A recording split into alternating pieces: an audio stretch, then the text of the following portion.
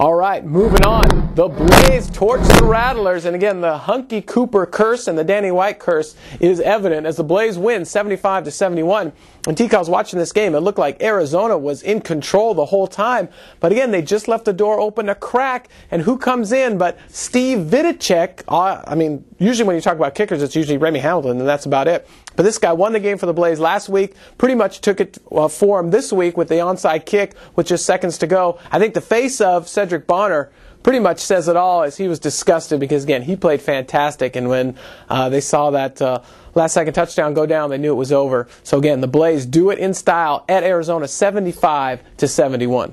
Yeah, I think some keys to this game was definitely the coaching done by Danny White. Of course, textbook coaching on his end. He got the 2-for-1 at the end of the first half, the 2 possessions, so he got the last score of the first half, and then they got the ball back in the second half. That immediately cut the gap to a touchdown, which Arizona maintained throughout. And then at the end, they finally got an onside kick. The thing about this game, you kick enough onside kicks, you're going to get one. It took 5 tries for the Blaze, but they got it at the most important time with under a minute left. And Rattlers didn't leave them enough time to actually make the comeback. They came a couple yards short.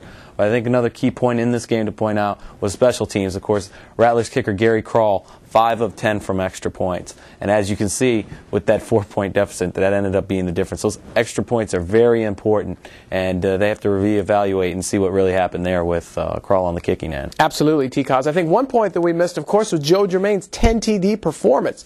I mean, here's a guy that had some type of quarterback battles last year. They weren't sure with injuries and what was going on, but he's, again, solidified that spot now in a great 10 TD performance. I think Danny White's got to be happy about that. Yeah, you definitely have to give where credit's due there. Joe Germain, over 400 yards, and to think he did it without Sia Burley.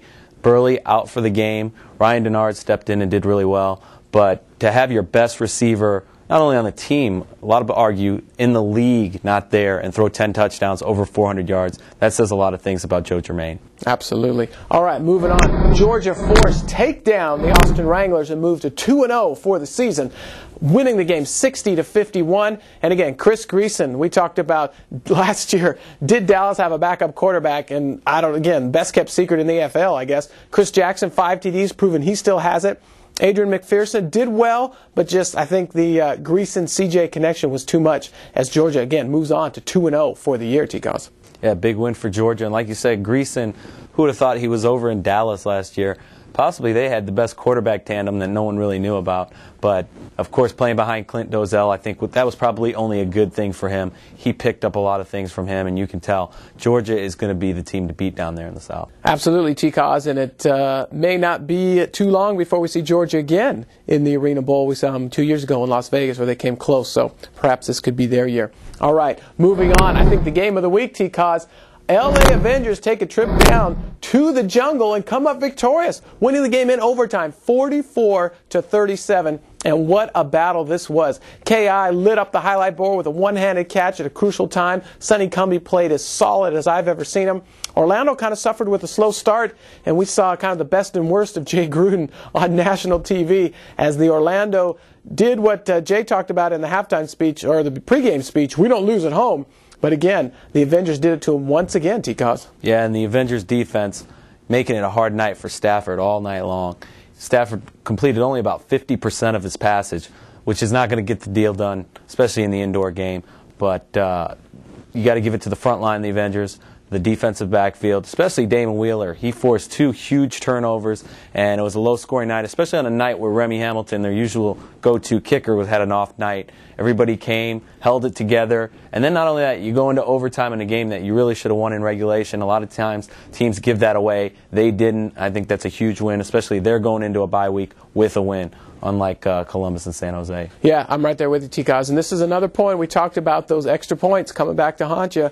And again, Remy missed his fair share. None of them all were his fault. He had a bad snap in there. They mixed in there. But the game would have been over if those points wouldn't have been made. And typically, Remy's not the kind of guy we bring up with those missed points. So again, Remy with an off night. I don't think they could have asked for a better Monday night game than that. And we know a couple years past we've had a few off-the-net last-second victories with the Avengers in Orlando, and these guys always play close.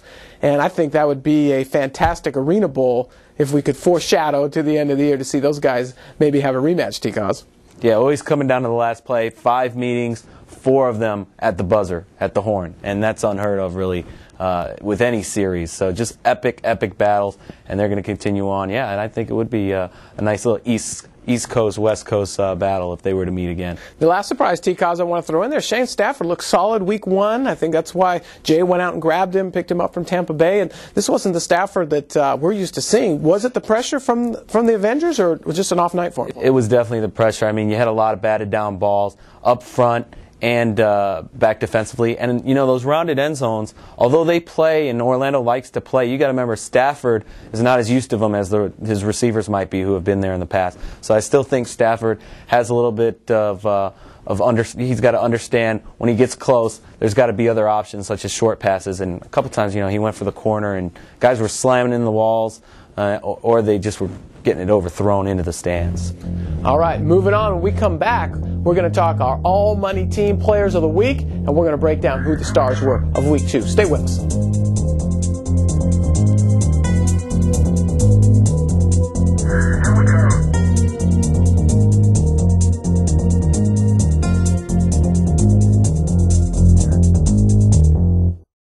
Welcome back to AFL Today. I'm your host, E-Money, with Tony CozZolino, AFL analyst, and we're coming into our all-money team section. We're going to talk about the players of the week. We're going to change things up a little bit. We're going to talk about, I guess we'll kind of go with tradition here. We'll talk about offensive player of the week, defensive player of the week, and, of course, the all-coveted Iron Man. And, again, everyone made the argument, oh, Iron Man's dead, but there's still guys going both ways and getting it done. So let's get it started here.